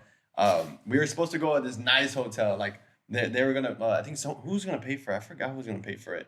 We ended up paying for it though. Mm-hmm. I told Orio I'm willing to pay for it, bro. Like whatever it is. So we go to this hotel, super nice. It's like the craziest thing you could probably think of. And then we get there, they're like, oh, it's booked out. And we're like, damn. So we had to take an Uber to this other hotel. And it was like one of those where you explained, like a bunked out hotel, like there's crackheads all around there. Like a murder just happened. Yeah. So we go there and then we're like, dude, I'm so happy. I'd rather be here than the other place. Cause like you like that. It has to like show, it kind of just humbles you in a way too. That's Because true. I didn't want to feel like all like royalty. Yeah. The struggle feels good. Yeah, so we're sitting there like this is where we're supposed to be. Like this is where like God's plan was to be here. Yeah. So like it was awesome. Like I was hyped to be there, and we just got some chocolate milk and we like drank it and we knocked out. Woke up the next day and pushed to New York. That's crazy, bro. It was awesome to be there. That's so wild. I want to talk real quick about the police issues. So you guys got stopped a lot. Yeah. Was it more good encounters or bad encounters when you guys were getting pulled over? It was more good. Yeah? More good, yeah. Like more cops were kind of... Thank you, Dimitri.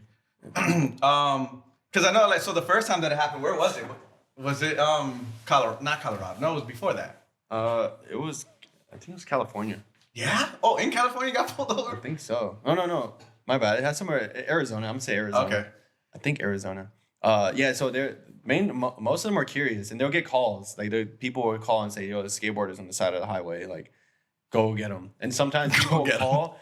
people will call. We laid on the floor just to relax a little bit, and they're like, "Dude, a cop pulled us over saying, oh, we got a call saying you're on the floor in the middle of the road." I was like, "No, we weren't in the middle of the road. We're just resting." And they're just telling us like, we're just making jokes saying like, "Oh, is that illegal?" They're just lay on the road, lay on the side, and because they're just saying like, "Try not to lay down."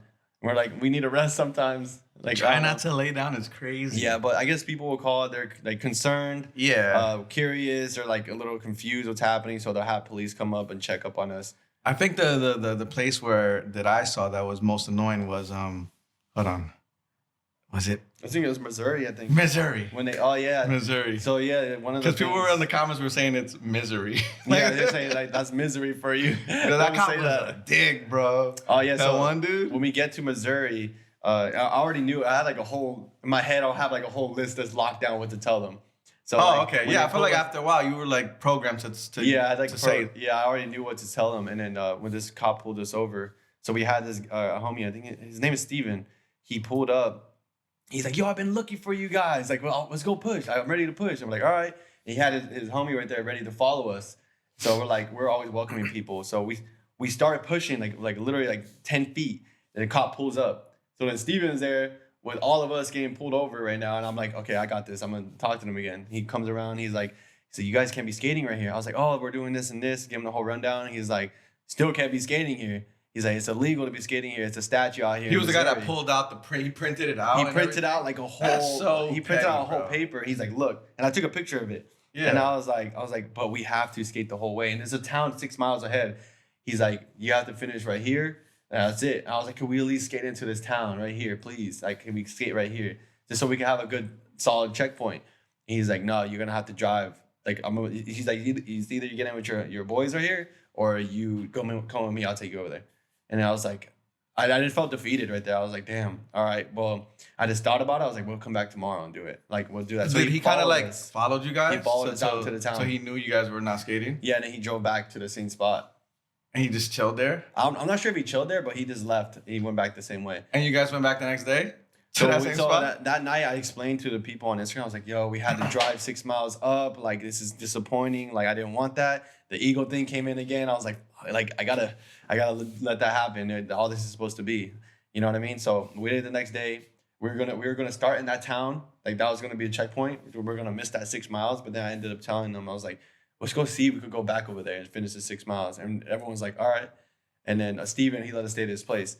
So he drives us back to that. We're about to go back into that road, but there's a sign that says, "No, you can't drive through here." We're like, "What is there the coincidence of this? Like, why is it saying that we can't like go a over sign. Here?" Yeah, it's like a sign. And that's when Orio's like, "It's a sign not to go over there." Like, yeah, because the last thing you guys needed was to get pulled over again. And then maybe it could have been a bigger deal. So it's like, all right, it says not to go over there. Like, let's just start right here. So we just we didn't push for like 6 miles. But you had to expect it, the cop situation. And, because, I mean, it's technically not illegal, but every state has their little laws, so. But then it's even crazy when we got pulled over in Missouri again. Some guy's like, "Yo, what's going on?" And I was like. And he was cool, right? He was cool. And yeah. You know what I'm talking about? I saw it. Yeah, and then they were like, yeah. Shout out to Luke, too. I wanted to talk about Luke, man. I'll get to that in 1 second. But yeah, that cop was mad cool because that cop was he looked like an actor from, what was his name?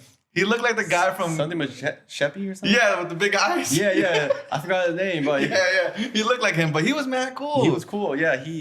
I asked him, I was like, "Yo, is it illegal?" He's like, "No, all the time." Yeah. And I was like, "Oh, man, dude." Like, that's what happens. You get those people. You can't... I mean, it's what it is. They're everybody takes their job in different ways. Yeah, it's different. Let's talk about Luke, man. I love Luke. Shout out to Luke. If people who don't know who Luke is, Luke had pushed with you guys in Arizona, right? For the first time? Us in Parker, Arizona, yeah. And then I think he kind of set the record of the people who were pushing with you guys. 14.2 miles. Look at that. And then he ended up he was he gonna push with you guys all the way to New York or no? At one point, he wanted to. So we before we started pushing that morning, we went to a little breakfast spot, and the breakfast spot hooked us up. They paid for all of our meals. Oh, wow! Because us going to Parker was a big deal. Like, everyone was like, we were pushing. They're like, "Yo, you're the guys!" Like, they were hyped.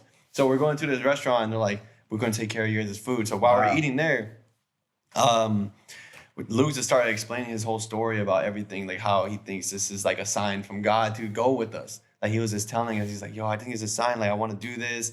And we're like, bro, come with us, come push. Like, come push with us. It doesn't have to be right now. He wanted to leave on the spot. And then we're like, come push with us now, see how you feel. Like, and if it doesn't work out, dude, just come meet up with us later on. So like we gained a really good relationship with Luke.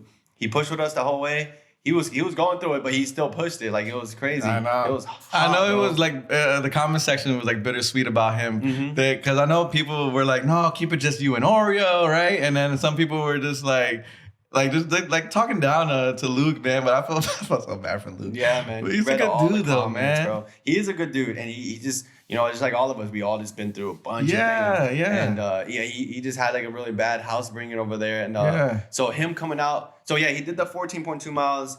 His girlfriend came and picked him up, took him out, and he's like, bro, I'm gonna miss you guys, man. Like I'm gonna come meet up with you guys. I'm gonna catch up. That's what he kept telling us. I was like, all right, bro. Like we'll keep in contact. The whole way we're on the phone, we're texting. You know, he's texting Oreo on the phone with him, and then we finally get to. You know, the whole way he kept telling us, I'm gonna catch up. We didn't know what that meant, but he said he's gonna catch up. We're like, all right, we're gonna wait. We're gonna wait for you while we're pushing. And then we get to Kansas City, and he 3 days before we get to Kansas City, he's taking a 3-day train.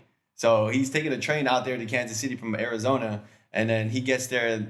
He gets to Kansas City before us, so he has to stay. He has to wait a few hours for us until we get there. So we push into it. We go out at Chipotle. We're eating, and he takes a picture of me.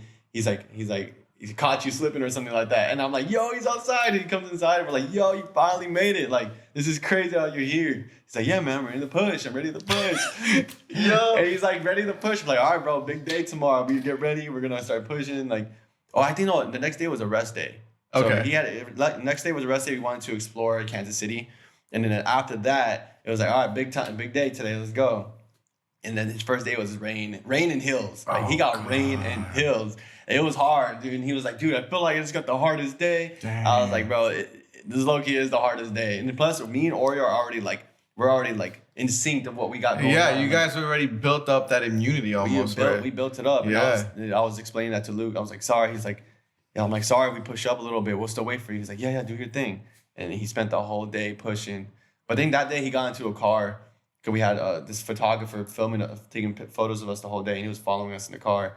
So when Luke couldn't push no more, he just got in, which was cool. I told him, like, bro, just do it. Like, your journey is to be with us and experience what we're experiencing. I feel like he had his own personal reasons to do it too. You know? This was like, oh man, dude, it just helped him out so much. Yeah, no, he's a good dude, bro. And me and him talk on like Instagram, and I noticed that he was just a good human, and I felt bad for like the comment sections kind of roasting him, but I hope he didn't let it get to him. You know what I mean? Yeah, no, he did for a little bit, but then I'll explain to him that people are. It's the internet. People are jealous. Maybe they wanted to be on this journey, and people are just, you know, they're like, I don't know why they're so protective about it. And people don't like change. You Yeah, know, like they it's see like a that as you and Oreo. They want it to just be you and Oreo. You know.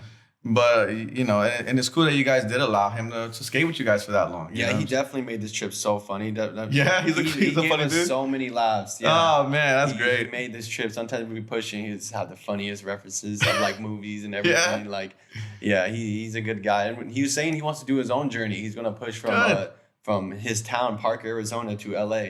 So he's gonna push through the desert. Hey, so shout out to Luke. I believe in him. I'm like, bro, Luke, I know you're watching this, bro. Do it, bro. Shout out to Luke, man. Do it, Such Luke. a good dude, man. I'm waiting for it. I can't wait to see that. And I know a lot of people were saying about did you change your wheels at all? Oh yeah. No, I would say no. Okay, I would have to say yeah, because I did change the wheels. Because I know people ask you that. In the end, I did, but the whole journey, I wanted to take the one set of wheels all the way over there, which I did. There's 3 of them still attached onto it. One of them's in my backpack, cracked open. Yeah. Because it blew up, but I had to change the wheels twice. One of them because that made the trip harder for you, bro. Yeah, you know that, it right? did, dude. It did. I remember pushing, and when I gave up, when I surrendered and accepted, it was in Pennsylvania. I was like only 150 miles away from New York. And I was like, damn, I came so far. Why am I going to think about changing them? And then I was pushing and I was putting power and I was barely moving. And I was like, I'm not going to make it like in peace if I don't change them right now. So I changed them out. I skated 90 miles with these black tires. And then the black tires were like so bad. I did not, like, they were good. They rolled good, but they just didn't steer correctly. I didn't like I was getting wheel bite. So I had to take those out, put back the old wheels, and I was like, dude, the old wheels feel better now.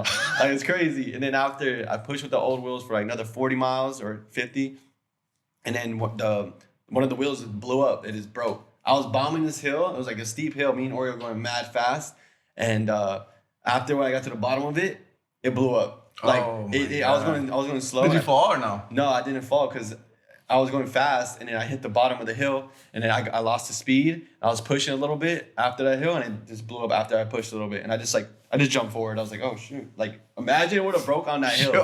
That was like for sure. Dude, I was getting protected for sure. God, I can't imagine what would have happened. I would have scratched up. That would have been bad right before New York too. Mm-hmm. It would have sucked. But yeah, I had to change the wheels twice. Not all of them, just one wheel, but. I did super glue. Me and Orio super glued my wheel together, and we left it under a refrigerator and overnight so it could stay stuck together, so I could put it back on and I could hang it on my wall. Okay, with my board. So you still got the wheel. I still got the wheel. Yeah, that's good. It's actually in my bag. It's right there. But I wish I had my board. I wish I had the board. Yeah, man, the legendary board. I wish it was here. Yeah, because that board is the one that I got just to skate out here, just to do some tricks. But the other one's it's in my friend's house. Yeah, it's just there. It's so sick. I love that thing's like sick as fuck, bro. That has to get put up in a shrine somewhere, bro. Like that's a legendary fucking board. Yeah, when I do other countries, I'm gonna have my whole house is like filled with with every country, like every country. Board? Yeah, Japan, America, everything, bro. It's gonna be sick. Okay. I want to do a little quick segment. It's a little food segment that I like to do. Okay. So I want you to rank these. These are gonna be like, I guess, survival foods, like along the way, right? So I want you to rank them from like 1 to 5, 1 being the best, 5 being the least. All right. All right. So all right, here we go. Gas station sandwiches. Where do you rank that from 1 to 5? There's different ones, bro. Sometimes they're gas. Sometimes they're really good. I'm gonna say 3. You gonna put that at 3? I'm gonna put that at 3, bro. Like, sometimes they're good. Like sometimes I'm like, sometimes hit or miss. They hit or miss, yeah. Some are nasty though. Especially at the 7 to 11 that you went. I don't know what that was about. 7 to 11, dude. I forgot about that, dude. I was like, what is a 7 to 11, bro? There was a spot called 7 to 11, bro. Yeah, because over there in California, all we have is 7-Elevens. Like, us too. I never heard of 7 to 11. That was. There's a lot of 7-Elevens out here too. Hell yeah. I just go to delis out here. Yeah. But we have 7-Elevens. Okay, yeah, I seen that. But like even the whole trip over here, there's like I'll see a 7-Eleven, but like what? Like there's a 7-Eleven out here? That's crazy. Shit's fucking worldwide. First time I seen a 7 to 11. 7 to 11 was crazy. Yeah. Cashews. Cashews? Yeah. Oh, those are like 4, bro. You put them at the 4. Yeah, those are good. I like cashews. Gas station pizza. Oh yeah, that's like a 1. I'd never do that. Oh, well, put it at 5 then. 5 is the least. Oh yeah, my bad. Okay. Oh yeah, my bad. Okay, no. Cashew go a 2 then. 2? Cashew okay, so 2. It's cashews 2. You got gas station sandwiches at 3. Okay, and pizza? Pizza 5. 5. Okay, yeah, okay. Pizza's bad. Beef jerky. Beef jerky. Do I like that or not? Do you like beef jerky? I like beef jerky. I just don't know what the next question is gonna be. So like, what if I do like it? I'm like, dang, I gotta put it at that. Okay, yeah. Wait, can you tell me the next one and I'll just give you those 2? That's cheating, but I'll do it. Fruits like bananas and stuff. Those 2 are.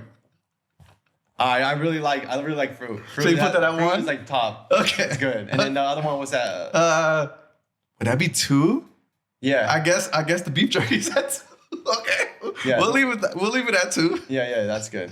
Yeah, I put the fruits over. Well, what was your best personal fruit or treat or whatever to get you across? Like, what were you feeding for? Bananas for real? Bananas, yeah, dude, that'll help you not cramp.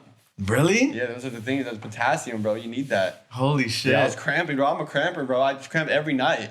Every night I was cramping. Dang. There'll be times when I'm screaming in a hotel room. I put a pillow on my face so I can scream, and my legs are just like spazzing out. Oh, you would get like those leg spasms? It would shoot down all the way over here, and this whole thing would be twitching and moving, and like. Oh my god. But yeah, bananas help you with that. Bananas, water, and then we ate sometimes we'll go to these little grocery stores. They'll have a little random like a fruit store that would sell out fruits and vegetables and nuts, and we would like sometimes cash out right there with like $60 worth of fruit and nuts, like chocolate little nuts, and yeah, we'll do that. And that was like little things that you could just like always just strawberries, little mandarins and everything. Some like little grapes. And we'll do that. I forgot what they're called, but they're good. They're in the middle of nowhere, and you just pay like cash, and then just walk out with hella fruit and stuff. Yeah. I put all the nuts in my pockets, get juices, stock up. Yeah, like, you needed something to keep going. Yeah, you need in a way while you're doing this, you need to eat good too. Like there's been times where I ate like crap.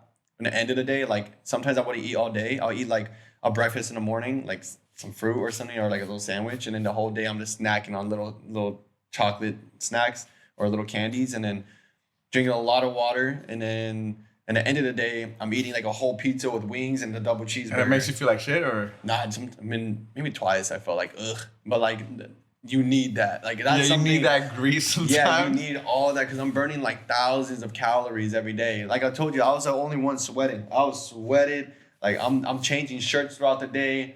I'm putting the. Did you lose weight, or you think? And by the end of it, I was leaned out like crazy. Like I was cut. Right now, I gained some back because I was. Yeah, I mean you're out here chilling. Yeah, I'm out here chilling now, but yeah, I cut like so much like weight. And I was like, sometimes I look in the mirror, I just see my fucking abs and everything. Like it's like all chiseled out, bro. Hey, that's like, good though. Yeah, I was high. Yeah, like, oh shit. I was like, yo, this is sick, bro. And I get to eat whatever I want. Like right, because you're burning it. So it's like every day I eat what I want. So that was awesome. My legs, they're still kind of strong, but in the end, right when we finished, like they were like beefed out, bro. Like that's crazy. Even like my glutes, bro. My glutes were like they had muscle, bro. You're using your glutes on this too. Yeah. So they're muscled. I was like, sometimes I was looking like, oh my gosh, bro. Dude, like it was insane. No way, I had like a BBL and everything, bro. It looked like that, bro. It looked fake. Like I just came from Miami. I came from Miami. Dr. Miami just did me good. Yeah, I know some people would have been hyped about that. Oh my god. No, that was just for me. All right. But, I had to share that. I think I said that in one of my stories. I'm like, damn, my glutes are elevated. Bro. I had a bigger ass than most girls. Oh my god, that's crazy. All right, so your next trip, what are you guys doing? Where and when? We're gonna skate across Japan April 1st. March 25th, we're gonna fly out there, chill in Tokyo or Osaka, for 5 days, just so we could learn some stuff and maybe just hang out a little bit. Get the vibe. Get the vibe and everything. That's so crazy. Why Japan? So Orio just said Japan. Well, okay, so this is how it kind of came about. This guy, Revo, his name is Revo. He biked across Japan, I believe, and he biked across America recently while we were doing it. And he's Japanese. And he was tapped into our journey. I was tapped into his journey. And as I was pushing, I remember I was messaging him. I was like, "Yo, congrats! You made it to Venice. He did it. He started here and went to Venice." So I was like, "Congrats! You made it to Venice, bro. Like you did a good job." And he was like, "Yes, you're almost done too. You're almost done." And I was like, "Yeah." He's like, "What's next?" I was like, "I don't know. Maybe Japan." I just said that. He's like, "It's possible. It's possible. Someone's already did it," which I found out. Someone's already skateboarded across Japan. And I got in contact with him. And I called him, this guy. But I gotta tell you that after. So I just told him, I was like, "Okay, Japan sounds good. I'm down to do Japan." He's like, "Yes, do it." And after that, I told Orio, I was like, "Yo, Japan sounds good." We went to Chad Caruso's thing and his premiere. Yeah. And then Oreo just like raised his hand to Chad. And he's like, "Would you want to skate across Japan with us?" And then we weren't really set where we're gonna skate across, but Oreo said Japan, so I was like, "It looks like we're skating across Japan." Like after he said that, and Chad said, "Yeah, he'll see." But it's just that'll be cool. It would be cool to see Chad do that. I would love. That'll be cool. Even if not this one, maybe another one. Yeah, in the future, something. Yeah. Like even doing like 100 miles together, like somewhere. Yeah, you know. Yeah. I think that would be sick because this trip was like it's gonna be as well as spontaneous. You know what I mean? Like I know he has his family, he has his things going on. I'm gonna have our things going on. So it's like maybe this trip won't work out for us, but somewhere down the line, you guys would definitely. Yeah, we'll definitely. I would love this to push with him or something. But yeah. So that's how Japan came in my. That's awesome. Was there any other considerations of any other places before Japan or Canada? I wanted to do Canada, and what else did I think about? Like anywhere in the South Americas? I think just Canada, because Canada seemed like easy. Like you know what I mean? It's big. Yeah. Okay, I don't know where I would start from. I'll probably do the same thing, starting from the west. From like the west to the east. Definitely, I want to end up in Montreal. Yeah. Like that's what I was thinking. Yeah. But I don't know much about Canada, so I wouldn't know where to start. But so Japan, you're gonna do what? Top to bottom? Japan, top to bottom. The farthest north up, it's like there's 3 islands. So there's a little small island on top. they call the main island, and they have another island down here. And so I'm gonna start all the way on that top island, the first island up there, and then we're gonna go back down there, and then we're gonna take a little ferry, and then take that ferry, and then just skate all the way down the coast a bit, and then take another. Like I don't think the third island you need a ferry. I think you just cross the bridge, and then after there's a little island all the way in the bottom. It's called I forgot the name of it. That's what I need to learn. But it has like history with the United States, and that's the reason why I want to go there. Because that guy Revo told me to do that. He's like, you should end here because it has a history with the United States. I'm not sure about it. I'm not sure about all of the history, but the guy that skateboarded across Japan, he told me about it, but I kind of forgot. That's dope. But yeah, so. And how many days are you predicting you're gonna do this? Oh man, so I was predicting 40 days, 45 days. But after hearing the guy who skated across Japan, it took him 233 days. And I was like that. I was like, wow, why did that take so long? In my head, I was thinking that. And I'm kind of starting to think, I know why it kind of took that long. He had to step off his board a lot because this whole thing we're about to do in Japan is going to be completely different. You've seen us skating through in the middle of the roads, having cars go around us. If we do that out there in Japan, it's like a sign of disrespect and like we're not like following the rules. And they don't really they follow the rules out there a lot. Yeah. So they see some Americans pushing on the side right here, not Super really disrespectful. caring about them. So he had to get off his board a lot. And he said he would walk. He walked like 40% of it and skated 60. And I don't want to walk. You wanted to stand there until the car is kind of like... Yeah, so there might be a lot of waiting. There might be a lot of waiting for us. That's why I'm trying to put in consideration of us like have to move. He said that the people like... Yeah, he said sometimes he would have to hug the wall and let the car fly by. And he would have to like shimmy through and everything.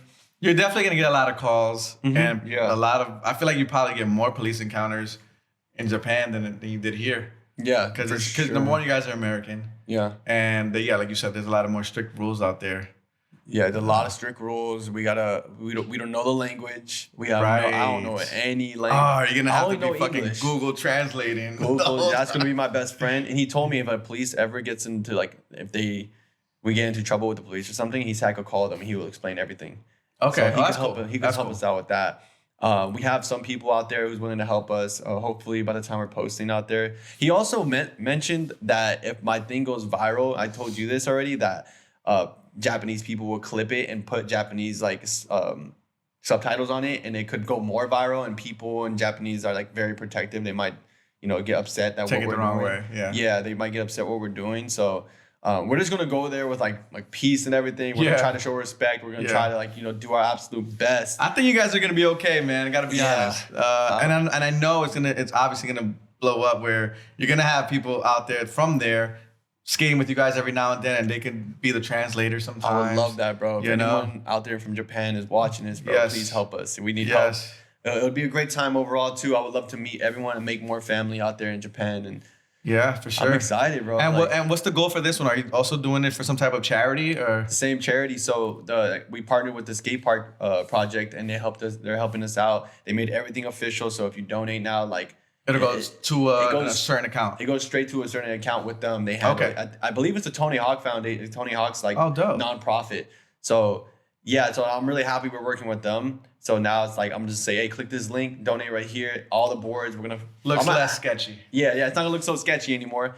And then I'm gonna have to hop on a call with them so they could see. I want to see how we could do this in a better manner instead of me just being like, hey, pull up to this spot and giving out boards. Yeah, like a little more organized in a sense. I want to give it to kids who actually Yeah. skating. Instead of just a bunch of random people just with their hands out. Yeah, I feel that. So like that's what I want to do. I want these to be skated. So we're hopefully they can help us find out these kids that are like maybe in like foster care or something that need something to do. Beautiful, yeah. You know what I mean? Here's hella boards. Use them all. You know what I mean? That's what I want. And that's what is giving me this purpose now to make videos. It's like I'm gonna keep doing that. I'm gonna hopefully build some skate parks too. Oh man, that's dope, man. That's dope. I feel like you got your purpose now, bro. Kids. You know? You got your purpose. You're doing this. Like it definitely, you inspired so many people.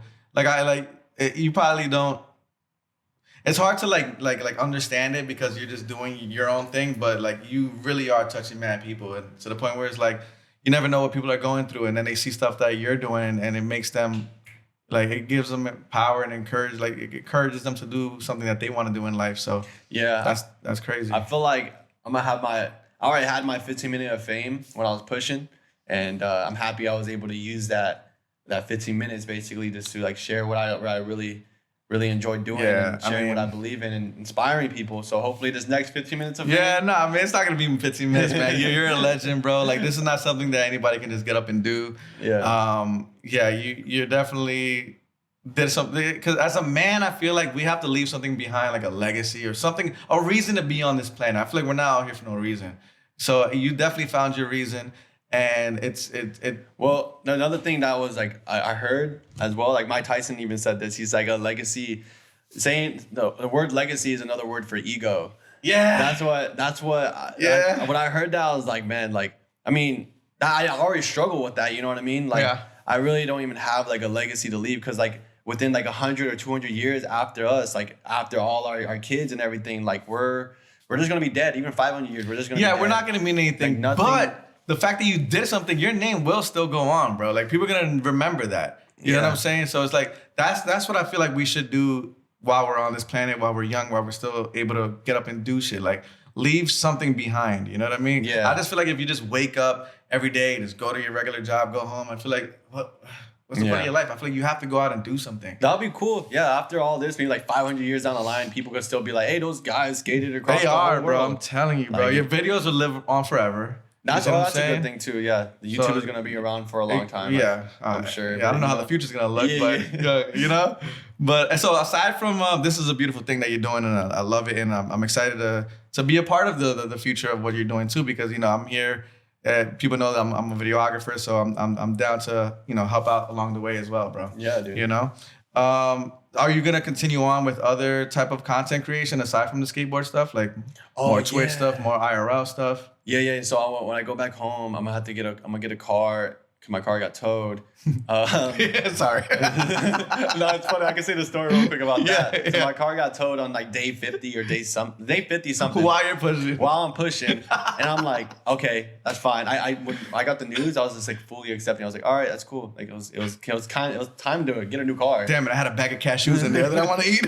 I had hella boards in there and shit too. Oh fuck. Yeah. So like that happened, and then after when we finished the whole journey, like it's already like 5 days from today, this day, I get a DM saying that, oh, my homie has your car, he bought it on the auction. I was like, what? And I get another DM saying, hey, my homie got your car on the auction, he's trying to give you your stuff back. And I'm like, yo, I'm trying to get my stuff back at least. Yeah. So I contacted him. He was mad cool. He's like, yeah, I got all this, your guitar, your board, some clothes, everything you need in here, bro. I'll give it back to you.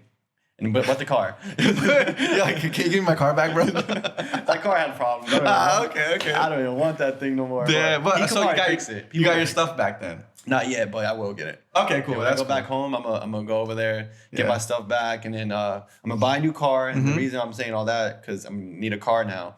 And I'm gonna get like maybe a Toyota Tacoma, and then put a hood back there, put a bed back there. And I want to be one of those like travelers, that people who survive in the woods and stuff like that. I want to do that and skate. So find some cool spots to skate, make them, like film me living in the snow, or something like that. Yeah. Kind of be like a travel filmer. And then while I'm not skating across different countries. Hell yeah. They live like a little nomad. Yeah, bro. Like I said to you yesterday, you have no kids. Like you can literally get up and do whatever you want, bro. Yeah. At any moment. You know what I'm saying? So I like it, man. I love the energy. I'm really happy that I did get to meet you and witness the whole journey. If people out there that haven't seen it, definitely go watch his YouTube from day one all the way to 76. To 76 days to skate all the way across America. Yeah, it's a beautiful journey. You guys will definitely be inspired. And yeah, I'm excited to see everything else you do in the future, bro. And I'm here for whatever you need. And yeah, man. This is awesome, bro. I'm hyped. Yeah, you like everything you're doing right now, bro. You're killing it. I love it. Thank you, man. That's why I feel like you're here. That's why we connected, because we both have that bright light. Like I was telling you about, we attract what we want. Yeah. You know what I mean? Like, and I feel like this is gonna continue to do something bigger as well. Even you talked about if you wanted to come up across Japan, bro. Yeah, I'm going to Japan, people. You guys gonna see me in Japan. I think Dimitri back there. You can come push. He's gonna come. Yeah, I'm gonna bring my board. I'm gonna get some footage. I'm definitely gonna be in Japan. It's gonna be cool, man. Yeah, it's gonna be sick and stuff like that too. Even to go to LA and everything. Yeah, for sure. And we're gonna connect with a lot of good people. I feel like. Yeah, no, it's good. It's dope, man. Huh? He said he's not skateboarding. No, you're gonna. All right, so we're gonna rent the car. You can drive the car while I film. Oh man! You get the Mario Kart, yeah. Oh yeah, the Mario Kart's in Japan. Hey man, shout out to Japan, and hopefully everybody in Japan out there, please keep them safe. Please. And me and Oreo. They mean no harm. Yeah, we need no harm. We're coming with full peace. We're gonna try to learn the culture. We're gonna try to learn the language. Do our absolute best. But it's me and Oreo going on April 1st. We're gonna be pushing from top to bottom. So I'll keep it more in detailed and as the days go by. But love that. Before that, I'm gonna give out these boards. I got 200 boards more to give away in LA and Arizona. So we're gonna do that. Navajo Nation. We're gonna help you guys out. Awesome, man. Well, stay tuned. Before we end it, is there anything you could say inspirational to the grommers out there? The little grommers, bro. I have no expectations towards anything. If you have something you want to do in life, don't feel like you have to have it all figured out before you do it. Because when I started pushing, I had nothing figured out. And look, like a lot of good things has happened. And trust your faith into the Lord. And whatever you guys believe in, bro. But that's just something I just chose to do. And just keep on pushing, bro. Get lost into the push and whatever you're doing in life. Like, don't even think about it. Just get lost and enjoy yourself, and good things will happen. Love that. Love that, man. Jay, thank you again. Yes, bro. Appreciate you, bro. I love this guy, bro. He's sick. So sick. Good energy. We're out here, and we're in New York City, man. But he'll be back home soon. Yeah, I'll be home. Love you guys. Peace.